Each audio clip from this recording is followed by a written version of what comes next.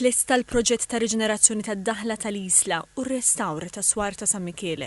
Dan il-proġett li tmexxa mill-Korporazzjoni għar riġenerazzjoni tal-Port il-Kbir kien maqsum fuq 4 fażijiet. L-investiment totali huwa ta' 4.5 miljun euro.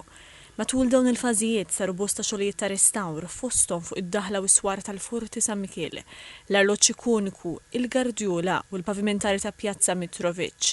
Inħadem il-ġdid it-taraċ li jaqgħat il-pjazza tal-lokal man-naħa tal-iskola. Il-proġett ħaseb ukoll għal-ħolqien ta' pjazzetta oħra l-użu pubbliku. Saru wkoll xogħlijiet estensivi fuq l-istrutturi li jagħtu aċċess lill-pubbliku għaż-żona tal-Belvedere. Waqt it-twettiq ta' dan il-proġett instabu wkoll xi kmamar li jinbidlu f'ċentru ta' matul il-jum għall-anzjani. Dan iċ-ċentru immexxi mill-Kunsill Lokali tal-Isla se jintuża wkoll għall-birijiet u attivitajiet soċjali oħra tal-lokalità. Fl-inawgurazzjoni il-Prim Ministru qal li dan il-proġett huwa ieħor f'kullana ta' proġetti ta' investiment ta' kwalità fil-Kottonera.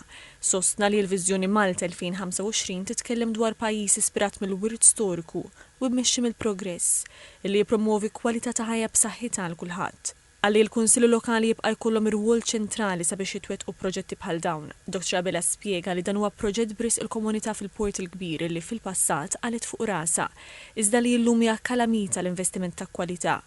Il-Ministru Mirjam Dalli qalet li b'dan il-proġett inħoloq spazju ieħor għan-nies. Dan huwa proġett li qed jagħti lill-Belt tal-Isla id-daħla li jixirqilha.